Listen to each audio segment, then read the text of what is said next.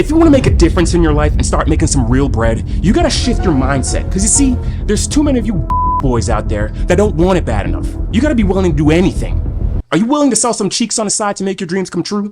Is what Wes Watson will tell you when you buy his business mentoring program. When a motivational fake alpha male gets out of prison and becomes rich, you get Wes Watson. I'm sure most of you have heard his name before, but in case you haven't, he's an online lifestyle guru who served 10 years in prison, changed his ways, or so we thought, and started posting videos in 2019. His storytelling skills and charisma resonated with a lot of guys, and he quickly started to gain an audience. Live legendary. You will never live a legendary existence if you're illogical.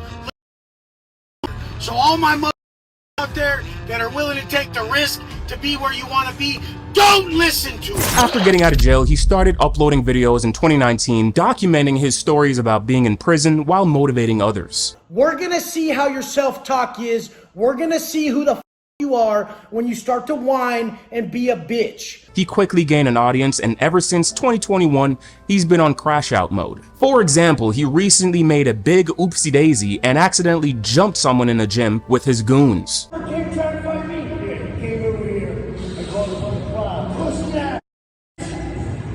But before we get into that, I want to talk about who Wes Watson is, because he is quite the character. To best describe Wes Watson, I would describe him as a GTA character that's maxed out. He's jacked, he's got tattoos all over his body like a desk in detention, lives in a mansion with a fleet of supercars. He grew an audience because people love his raw personality. He's got a no bullshit mentality about getting what you want out of life. One of the main things that he talked about is what he had to do to survive in prison, the awful things that he saw, and the amount of times that he purposely dropped the soap. I watched a handful of his uploads to make this video, and I gotta say, it's pretty entertaining. It's amazing how this guy is able to deliver like top-notch storytelling all in one take while yelling the entire time. If you go back to like 2019-2020 era, I highly recommend watching his videos. His storytelling and raw motivation resonated with a lot of guys, and he quickly gained an audience. Like any lifestyle influencer out there, he made a textbook play, creating a business mentorship program while selling fitness packages to teach you how to work out like guys in prison. I've never been to jail or prison, but I can tell you the secrets right away. It's pretty simple.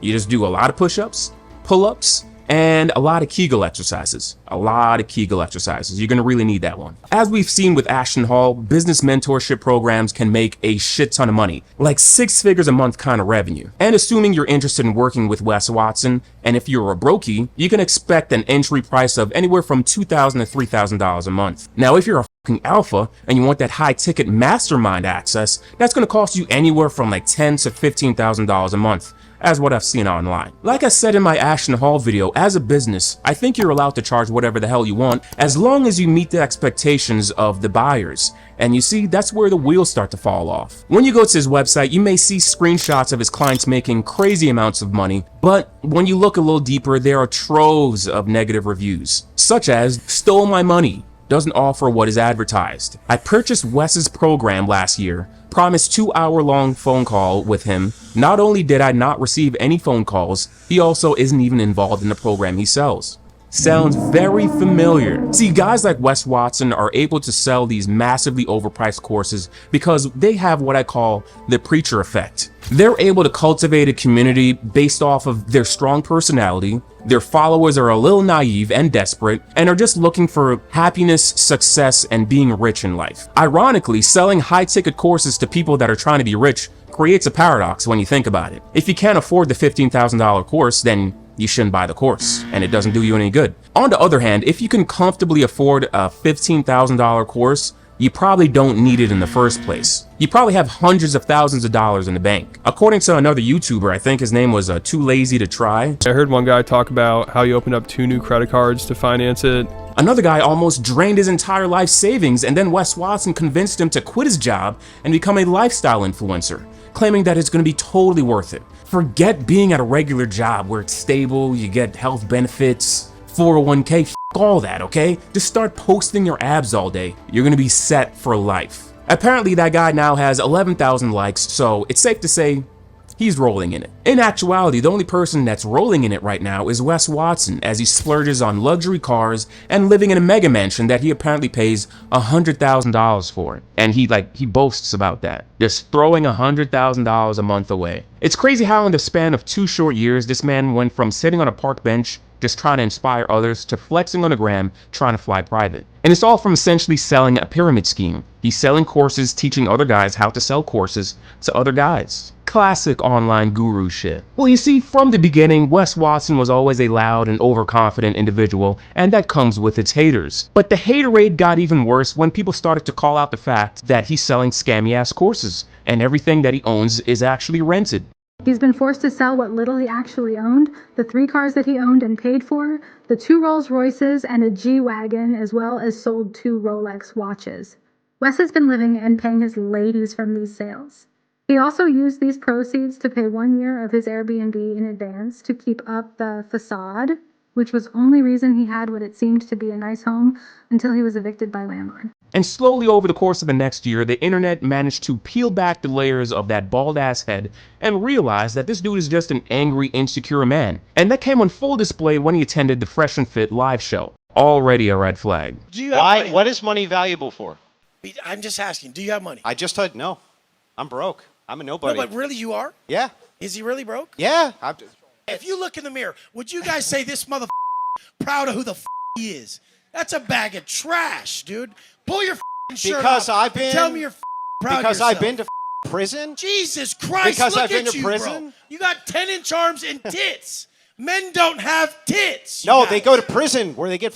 Yeah, where they get up the ass. You've never been to prison. Look, That's he's talking what about shit you happens. don't know. They go to prison where they I get. find this whole situation so fucking comical because the one guy is just like, you know what? I love my family. They love me too.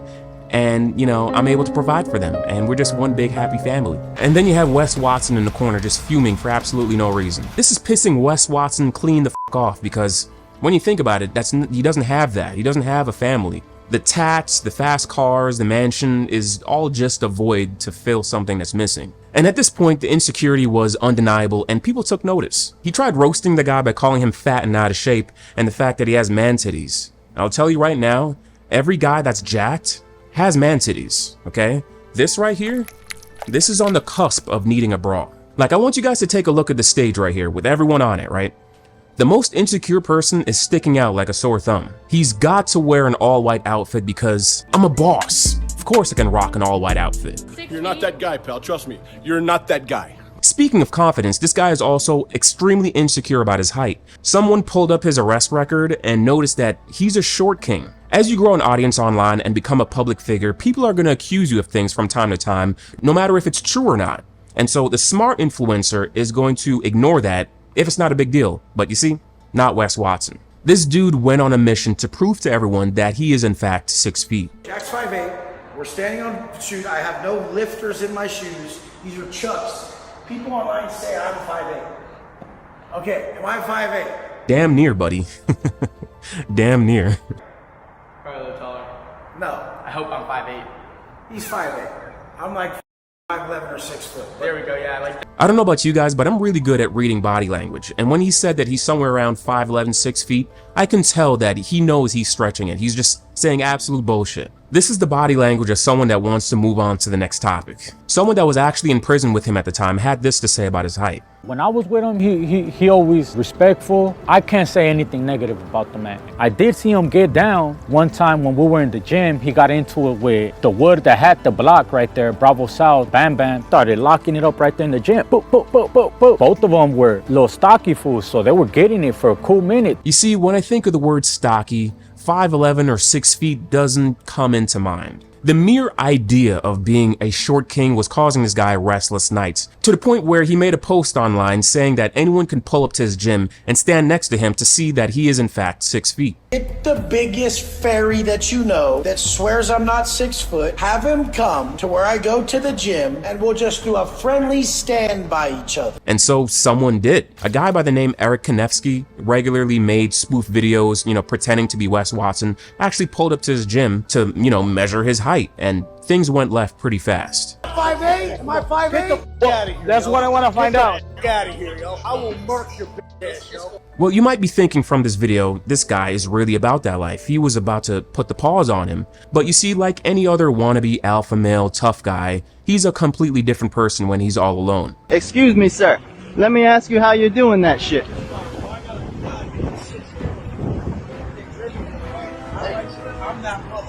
You look like that motherfucker, me too. I ain't that dude. You know how fast I could take you down? I don't look like that dude, but I am that dude. Let me show you something. Check this out. Check this out. Well, why you gotta be rude? I'm saying nice car, you gotta act like I'm nobody. Who are you? Now, I can't cover everything that I want to talk about when it comes to Wes Watson, especially the latest developments, so I think I'm going to make a part 2. In the next video, I'm going to be talking about how he's now trying to silence a lot of YouTubers that are talking about him, especially John Bravo. He's also calling his Sharmuta's kids the N-word, the latest assault that happened, and how he's able to afford that lifestyle. And yes, these neck tattoos are all real. I'm fully committed to the Wes Watson lifestyle. I'm like $100,000 worth in debt from buying his courses, but I couldn't be happier. Until next time, I'll see you guys in the next video. Profit out.